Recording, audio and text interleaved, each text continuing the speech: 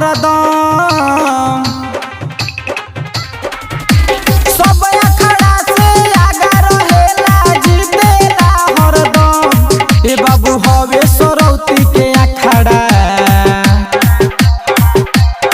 रे बाबू हवे सरौती के अखाड़ा नंबर वन रे बाबू हवे सरौती के अखाड़ा नंबर वन। सब अखाड़ा से आगा रहेला जीतेला हरदम। सब अखाड़ा से आगा रहेला जीतेला हरदम। सब अखाड़ा से आगा रहेला जीतेला हरदम। रे बाबू हवे सरौती के अखाड़ा नंबर वन रे बाबू हवे सरौती के अखाड़ा नंबर वन।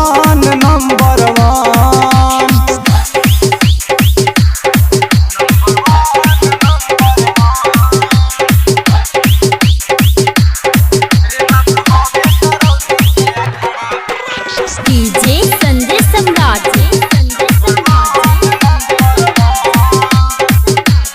सरवन मोबाइल शॉप घुर्मी बाजार नेपाल। अखाड़ा के देखी सबे भइल बावे कायर देहिया में लागल बावे बिजली के फायर।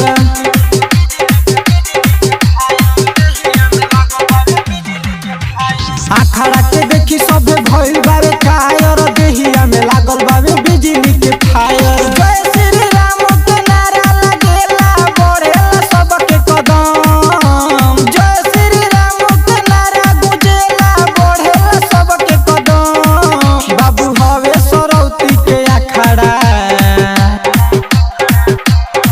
रे बाबू हवे सरौती के अखाड़ा नंबर वन रे बाबू हवे सरौती के अखाड़ा नंबर वन।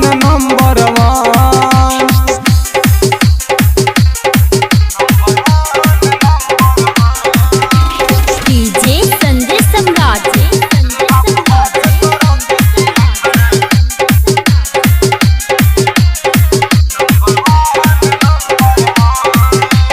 सबके हुजाने हवे इहे गाँव के हीरो जे इहा बोली उ तो बन जाई जीरो।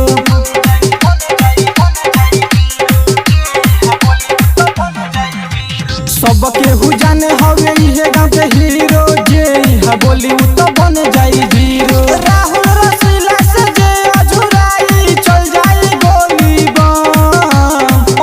अभिषेक से जे अझुराई चल जाई गोली बम। बाबू हवे सरौती के अखाड़ा रे बाबू हवे सरौती के अखाड़ा नंबर वन रे बाबू हवे सरौती के अखाड़ा नंबर वन।